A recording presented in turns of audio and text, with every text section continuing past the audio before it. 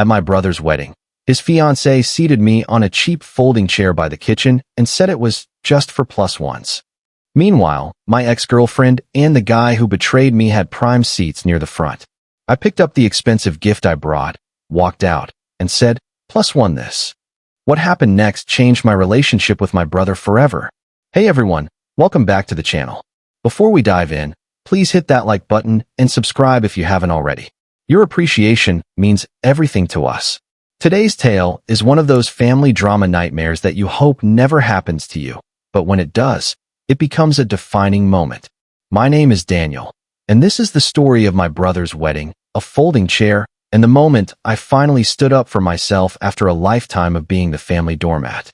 Let me start by giving you some background. I'm 32 years old, the younger of two boys. My brother, Jake, is 35. We grew up in a typical suburban household, middle class. Both parents worked, nothing too dramatic on the surface. But beneath that placid exterior, there was always a current, a subtle but persistent favoring of Jake that shaped our entire dynamic. Jake was the golden child. It wasn't anything my parents ever said outright, but it was in everything they did. He was the athlete, the one with the trophies on his shelf. He was the popular one, with friends always hanging around our house. He was the one who got the new car when he turned 16, while I got his hand-me-down clunker.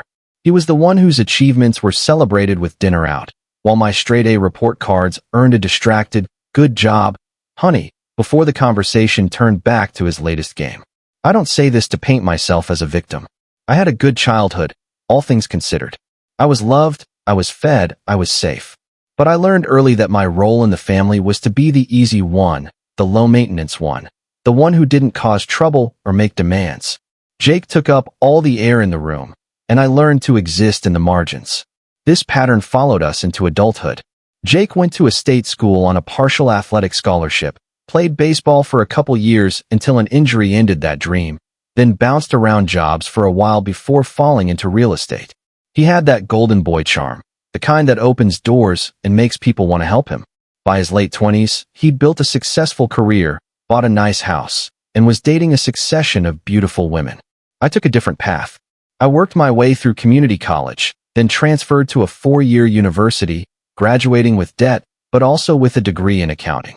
I got a steady job, worked my way up, and by my early 30s, I was a senior financial analyst at a mid-sized firm. It wasn't glamorous, but it was stable. I lived in a modest apartment, drove a reliable car, and had a small but close circle of friends. Our parents were proud of both of us, I think, but their pride in Jake was always louder. He was the one they bragged about at parties, the one whose photos were on the mantle. I was the one they mentioned almost as an afterthought. Jake just closed another big deal, and Daniel is still at that accounting firm, you know, doing his numbers thing. I'd made my peace with it mostly. It was just the way things were. Jake was the sun, and I was content to be a minor planet in his orbit. We weren't close, but we weren't enemies either. We talked on holidays, exchanged birthday texts, and saw each other at family gatherings. It was fine. Then Jake met Amber. Amber was different from his previous girlfriends. She was polished, ambitious, and came from money. Her family owned a chain of car dealerships, and she'd grown up with the kind of privilege that made our middle-class upbringing look positively rustic. She was beautiful, in a sharp, curated way, and she had a confidence that bordered on arrogance. From the moment I met her, I sensed something off. It wasn't anything she said directly, not at first. It was the way her eyes would slide past me at family dinners, as if I wasn't worth the effort of acknowledgement. It was the way she'd steer conversations toward topics she knew I couldn't contribute to, like exotic vacations or luxury brands. It was the way she'd compliment Jake on his charming, down-to-earth family, in a tone that made it clear she didn't include herself in that category. My parents, of course, adored her. She was exactly the kind of daughter-in-law they'd always wanted for Jake. Beautiful, successful, from a good family. They fawned over her, agreed with everything she said, and made excuses for her occasional snubs. "She's just shy," my mom would say, when Amber barely acknowledged me. "She's under a lot of pressure with the wedding planning," my dad would explain, when she made a dismissive comment about my apartment or my job. Jake was besotted. He followed her around like a puppy, agreeing with everything she said, defending her against any perceived slight. I'd never seen him like that with anyone before. It was like he'd handed her the keys to his life and was perfectly happy to ride in the passenger seat. The engagement happened about a year into their relationship. It was a lavish affair, with a huge diamond ring and a proposal at a fancy restaurant, all documented on social media for the world to see. My parents were over the moon. I was happy for Jake, genuinely, even if I had reservations about Amber. If she made him happy, that was what mattered. The wedding planning took over everything. For 18 months, every family gathering was consumed by talk of venues, caterers, guest lists, and color schemes. Amber was in her element, making decisions with the authority of a CEO, and Jake nodded along happily. My parents offered input, always deferentially, always careful not to overstep. I mostly stayed quiet, offering support when asked, and keeping my opinions to myself. One of the first signs of trouble came when the guest list was being discussed. My mom mentioned that I should be a groomsman, obviously, since I was the brother of the groom. Amber's response was a masterclass in polite dismissal. "Oh, we've actually already finalized the wedding party," she said, her voice sweet as honey. "Jake has his 6 closest friends, and I have my 6. We wanted to keep it even, you know? And Daniel, you understand, don't you? You and Jake are so close, but you're not really part of his friend group in the same way. It's nothing personal." I remember sitting there at my parents' kitchen table, feeling the heat rise to my cheeks. It was personal. Of course it was personal. But I swallowed my pride and nodded. "Sure, no problem," I said. "I get it." Jake didn't even look at me. He was too busy gazing at Amber with adoring eyes. My mom started to protest, weakly, but Amber cut her off with a bright smile. "Besides, we want Daniel to be able to relax and enjoy the day, not worry about groomsmen duties. It's actually a gift, giving him the freedom to just be a guest." A gift. Being excluded from my own brother's wedding party was a gift. I smiled and nodded, and felt a small piece of myself shrivel inside. The next sign came when I offered to help with some of the planning. I'm good with numbers, with organization, with logistics. I thought maybe I could contribute in some small way, be useful. Amber's response was even more dismissive. "That's so sweet of you, Daniel," she said, in that same honeyed tone.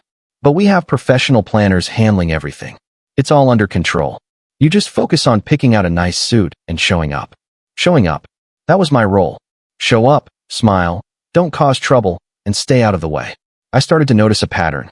At family dinners, Amber would make a point of asking Jake about his work, his friends, his interests.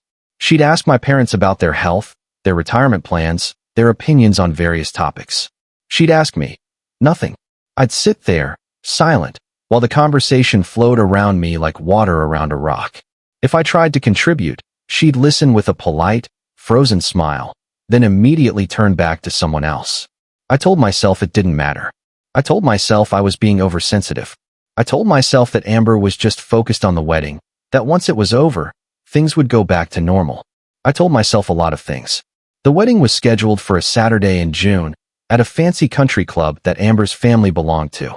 It was going to be a big affair, 200 guests, sit-down dinner, open bar, live band. The kind of wedding that costs more than most people's houses. I bought a new suit for the occasion. It wasn't designer, but it was nice, dark gray, well-fitted. I spent more than I should have, but I wanted to look good. I wanted to show that I could clean up, that I belonged there, even if I wasn't a groomsman. I also spent a considerable amount on a wedding gift. I'd saved up for months and bought them a high-end espresso machine, the kind that costs over $1,000. It was something they'd registered for, something I knew they wanted. It was my way of showing that I supported them, that I was happy for them, despite my reservations about Amber. I wrapped it carefully, in expensive paper, and attached a card with a heartfelt message about wishing them a lifetime of happiness. The morning of the wedding, I woke up early, nervous for no good reason. I got dressed carefully, drove to the country club, and arrived right on time for the ceremony. The venue was stunning, all manicured lawns and twinkling lights, and flowers everywhere. I found a seat toward the back, as always, and watched my brother marry Amber. The ceremony was beautiful, I'll give them that. The vows were heartfelt, the music was perfect, the setting was idyllic. Amber looked stunning in her designer gown, and Jake looked like the luckiest man alive. I felt a genuine swell of happiness for them, mixed with a small, private sadness for myself. I was 32, single, and watching my brother start his happily ever after. It was bittersweet. After the ceremony, there was a cocktail hour on the lawn. I mingled awkwardly, making small talk with relatives I hadn't seen in years. My aunts asked if I was seeing anyone. My uncles asked about my job. I gave the same answers I always gave, and felt the same sense of being slightly outside, slightly apart. That's when I saw her. Megan. Megan was my ex-girlfriend. We'd dated for 2 years, broken up about a year ago. The breakup had been complicated. It wasn't angry or dramatic, just a slow realization that we wanted different things. She wanted marriage and kids and a house in the suburbs. I wasn't ready, or maybe I just wasn't sure she was the one. We'd parted amicably, or so I thought. We'd stayed in touch, occasionally, but it was always a little awkward. And there she was, at my brother's wedding, looking absolutely stunning in a pale blue dress, laughing at something someone was saying. Standing next to her was a man I didn't recognize, tall, handsome, with that easy confidence that some people just have. Her plus one, presumably. Her new boyfriend. I felt a twist in my gut. Not jealousy exactly. More like a strange sense of displacement. My ex-girlfriend was here, with her new man, at my brother's wedding, and I was alone, standing on the periphery, watching. I hadn't known she was invited. I hadn't known she and Amber were connected. But as I watched them interact, I realized they must be friends, or at least acquaintances. Megan caught my eye across the lawn and gave a small, polite wave. I waved back, and then looked away, my cheeks warm. The cocktail hour ended, and it was time for the reception. We were directed into the main ballroom, a grand space with chandeliers and white tablecloths and centerpieces that probably cost more than my monthly rent. There was a head table for the wedding party, and then round tables for the guests, each set with 8 places, with elegant name cards indicating where everyone should sit. I found the table assignments board near the entrance and scanned for my name. Daniel Morrison. Table 17. I didn't recognize the table number, but I assumed it would be with other family friends or distant relatives. Fine. No problem. I made my way through the ballroom, weaving between tables, looking for table 17. I passed table 1, table 2, table 3, all filled with elegantly dressed guests taking their seats. I passed table 10, table 11, table 12. I was getting toward the back of the room, near the kitchen doors. Table 15, table 16, and then table 17. Except table 17 wasn't a table. It was a single folding chair, the cheap metal kind with a padded seat, tucked against the wall near the swinging door to the kitchen. On the chair was a small card with my name on it. Next to the chair was a small side table, the kind you might see in a waiting room, with a single glass of water on it. I stood there, staring, trying to process what I was seeing. This couldn't be right. There must be some mistake. I was the brother of the groom. Not a groomsman, maybe, but still family. Surely I wasn't meant to sit here, by the kitchen, on a folding chair, while everyone else was at proper tables. I looked around the room, my eyes scanning the tables. And that's when I saw it. Table 4, near the front, close to the head table. At table 4, seated comfortably, laughing with other guests, was Megan, my ex-girlfriend, with her new boyfriend. They had prime seating, near the action, near the family. I looked at other tables.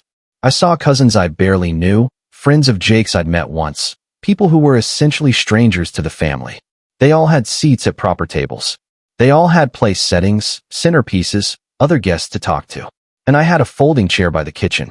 I felt the blood rush to my face, then drain away, leaving me cold. This wasn't an accident. This wasn't a mistake. This was deliberate. Someone had decided that I, the groom's brother, belonged in the corner, near the kitchen, on a chair that looked like it had been grabbed from a storage closet at the last minute. I looked for Jake, but he was at the head table, surrounded by his groomsmen, laughing and posing for photos.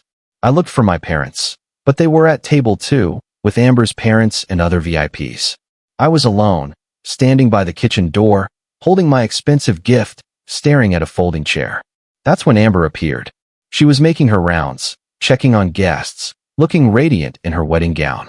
She saw me standing there and glided over, a smile on her face. "Daniel, there you are. I see you found your seat." She gestured at the folding chair as if it were a throne. "Amber," I said, my voice carefully controlled. Is this right? I'm at table 17, but there's no table. Just this chair." Her smile didn't waver. "Oh yes. We had a bit of a seating crunch, you know, with the guest list." It's just for plus ones and a few others who we couldn't quite fit at the main tables. But don't worry, you'll still get the same meal, and you can see everything from here. Well, maybe not everything, but you'll hear the speeches. She laughed, a light, tinkling sound that made my skin crawl. Just for plus ones. I was being seated with the plus ones. Except Megan, my ex, was a plus one, technically, and she had a prime seat at table 4. So that wasn't it. A few others who we couldn't quite fit, I repeated. Amber, I'm Jake's brother. His only brother. I know, sweetie. And we love having you here. But the seating was just so complicated. You understand, don't you? We had to prioritize immediate family and close friends. And you and Jake, you're not as close as some brothers, you know? You understand. Not as close as some brothers. The words hit me like a slap. She was using our relationship, or lack thereof, as justification for this humiliation. And the worst part was, she wasn't entirely wrong.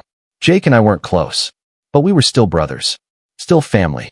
I looked around the room again, and that's when I saw something that made my blood run cold. At table 4, right next to Megan, in a seat that had a clear view of the head table, was a familiar face. A face I hadn't expected to see here at my brother's wedding.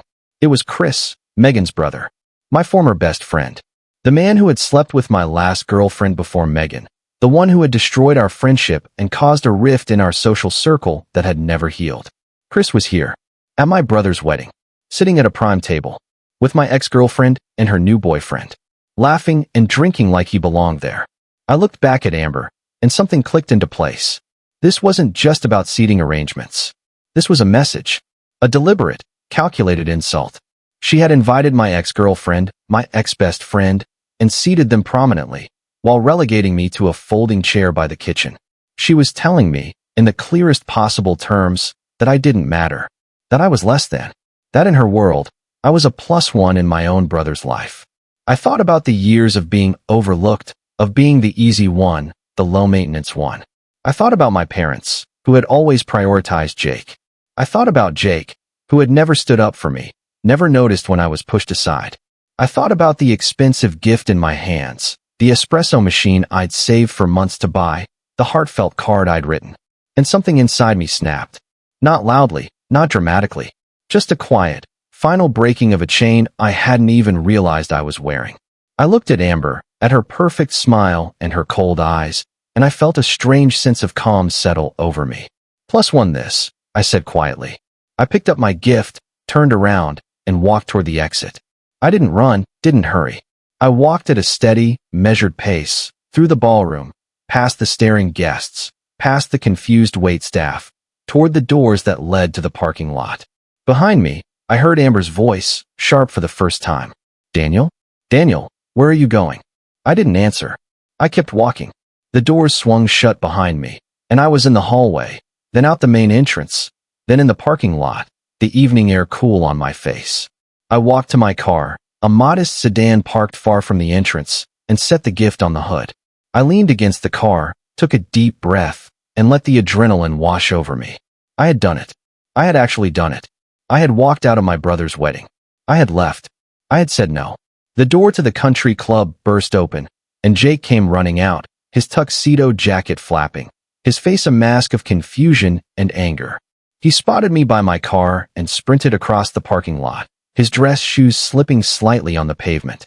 Daniel, what the hell are you doing? He was breathless, his face red. You can't just leave. The wedding just started.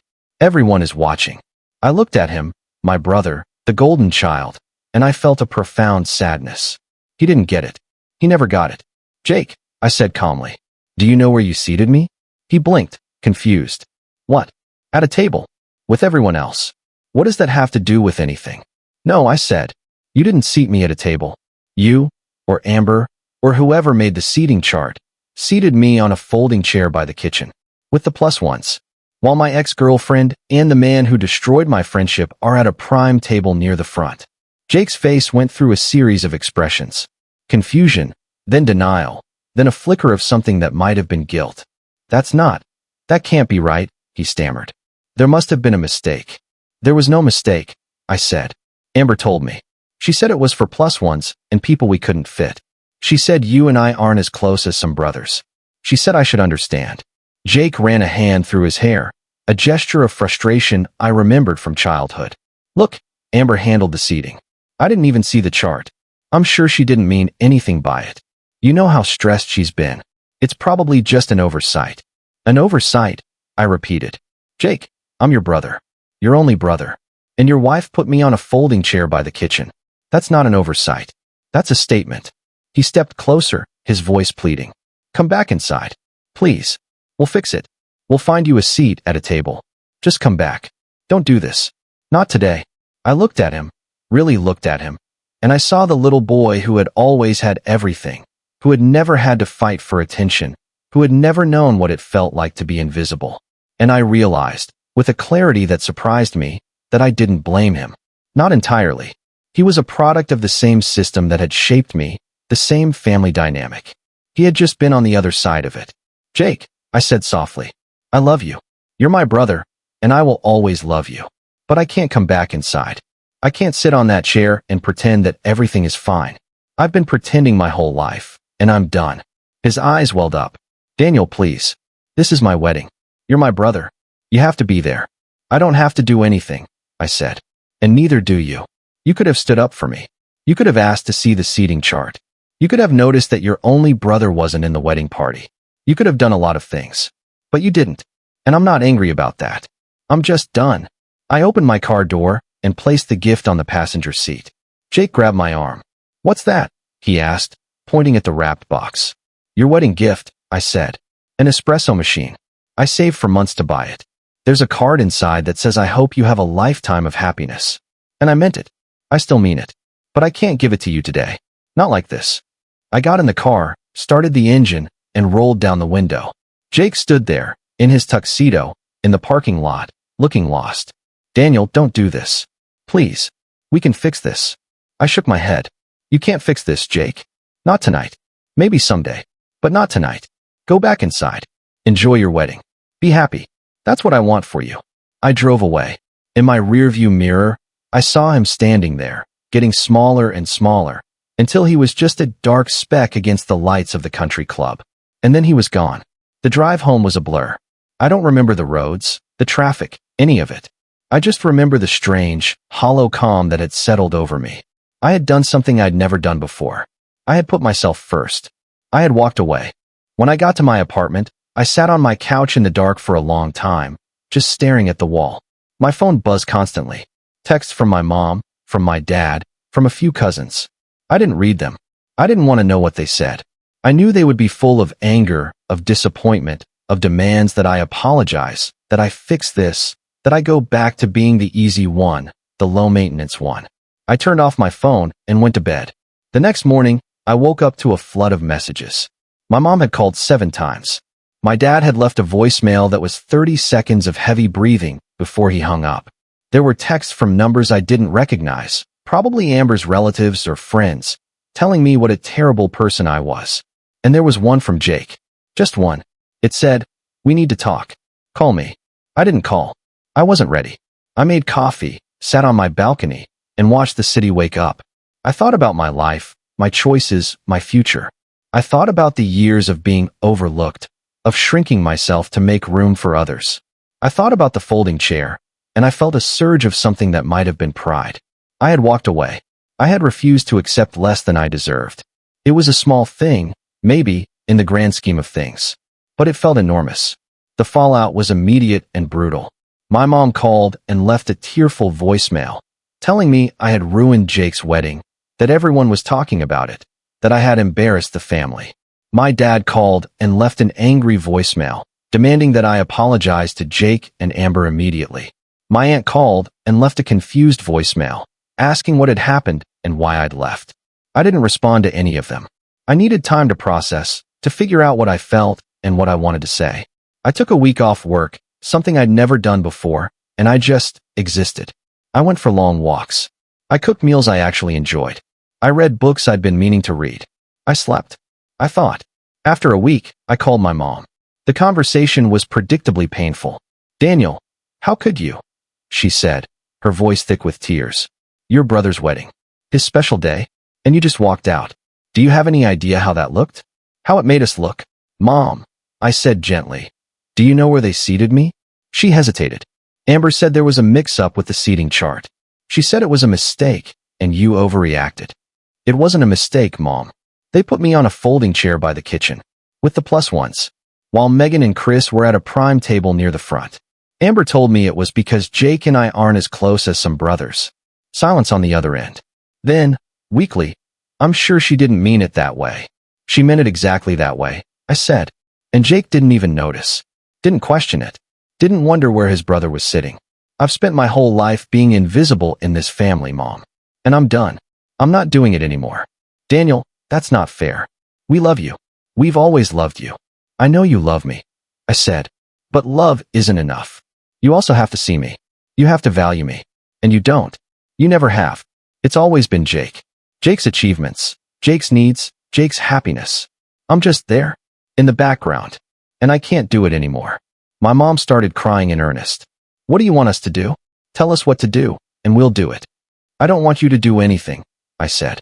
I just want you to understand. And maybe, someday, to see me. Really see me. But I'm not holding my breath. I hung up, feeling lighter and heavier at the same time. I had said the words, the ones I'd been holding in for decades. Whether they would make a difference, I didn't know. But at least they were out there. The next call was from Jake.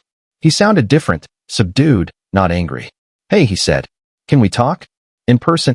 We met at a coffee shop near my apartment, Neutral Ground. Jake looked tired, his eyes shadowed, his usual golden boy glow dimmed. He was wearing jeans and a t-shirt, not the polished professional I was used to seeing. Thanks for meeting me, he said, sitting down across from me. I nodded. Thanks for coming. We ordered coffee, and for a few minutes, we just sat there, the silence awkward and heavy. Finally, Jake spoke. I talked to Amber, he said. About the seating. About everything. I waited. She admitted it, he said, his voice flat. She admitted she did it on purpose. She said she wanted to put you in your place. She said you've always been cold to her, that you never made her feel welcome, and she wanted to show you that you couldn't treat her that way and get away with it. I stared at him. I've never been cold to her. I've been polite. I've been quiet. I've stayed out of her way. If that's cold, then I don't know what to say. I know, Jake said. I know. I told her that. I told her you've always been fine, that you've never done anything to her. She said it was the way you looked at her, the way you didn't engage. She said she could tell you didn't like her. I laughed, a hollow sound. I didn't dislike her. I was cautious.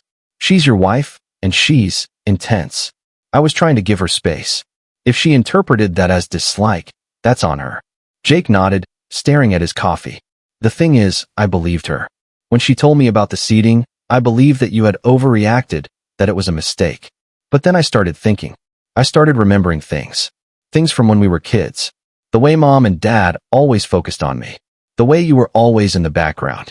The way I never noticed. I never noticed. He looked up at me, and there were tears in his eyes. I'm sorry, Daniel. I'm so sorry. I've been a terrible brother. I've taken you for granted my whole life. And I didn't even see it. I didn't see you. I felt a lump in my throat. These were the words I'd waited my whole life to hear, and now that they were here, they felt both healing and inadequate. Apologies couldn't undo decades of neglect, but they were a start. Thank you, I said quietly. That means more than you know. What do we do now? Jake asked. How do we fix this? I don't know, I admitted. I don't know if we can fix it overnight, but maybe we can start. Maybe we can try to be different, to do better. He nodded. I want that. I really want that. But there's something else. I waited. Amber is furious, he said. She's demanding that you apologize to her. She says you embarrassed her in front of everyone, and she won't forgive you until you say you're sorry. I felt a surge of anger, then a strange calm. I'm not apologizing, Jake. I didn't do anything wrong. She humiliated me, deliberately, and I refuse to accept it. I have nothing to apologize for. I know, he said quickly. I know. I told her that. I told her she was wrong. We had a huge fight about it. She's not speaking to me right now. I looked at my brother, really looked at him, and I saw the conflict in his eyes. He was torn between his wife and his brother, between the life he'd built and the family he'd ignored. It wasn't an easy position to be in. What do you want, Jake? I asked. What do you really want? He was quiet for a long time. Then he said, I want both of you. I want my wife and my brother. I want a family that's whole, not divided. But I don't know if that's possible. Not if neither of you will bend. Bending is one thing, I said. Breaking is another. I've bent my whole life. I've folded myself into smaller and smaller shapes to fit into the spaces you left for me. I can't do that anymore. I won't. If Amber wants a relationship with me, she's going to have to meet me halfway. She's going to have to acknowledge what she did and apologize. Not for the seeding, but for the cruelty behind it. For the deliberate humiliation.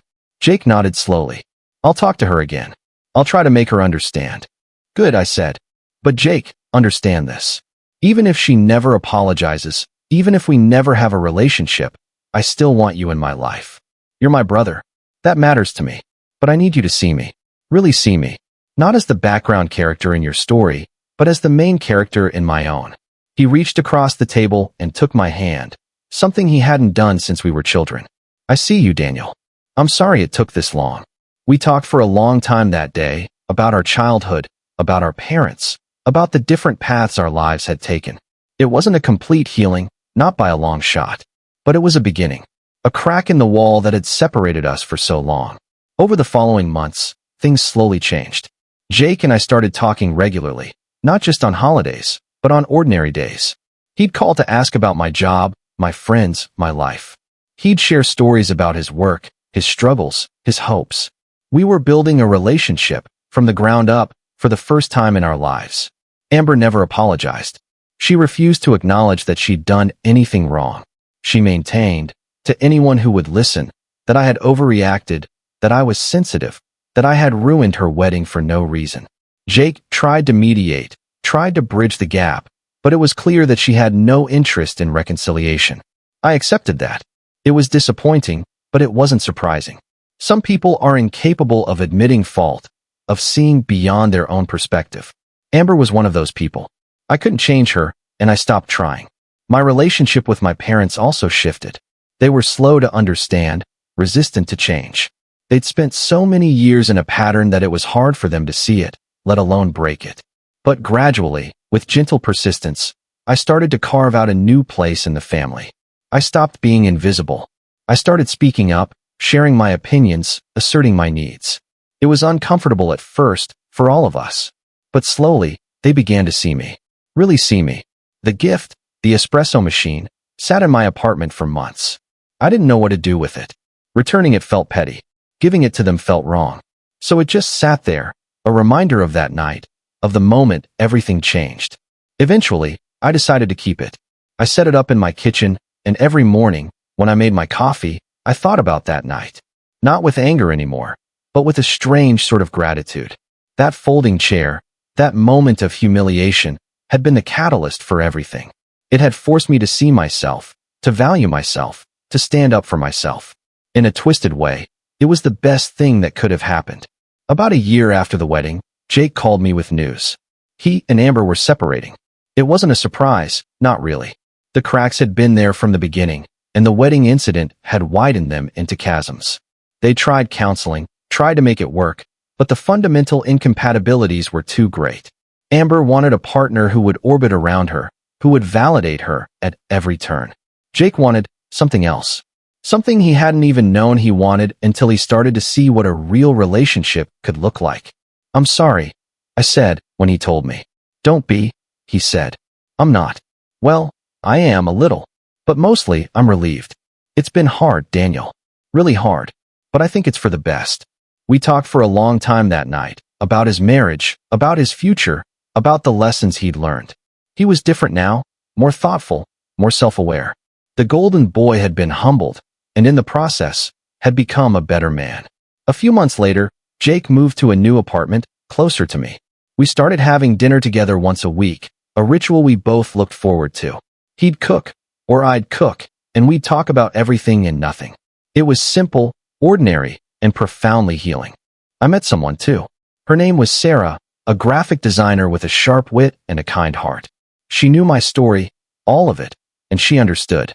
She'd had her own family struggles, her own battles to be seen. We connected in a way I'd never connected with anyone before. It was easy, natural, real. One night, over dinner at my apartment, Sarah noticed the espresso machine. That's a nice one, she said. Expensive. I smiled.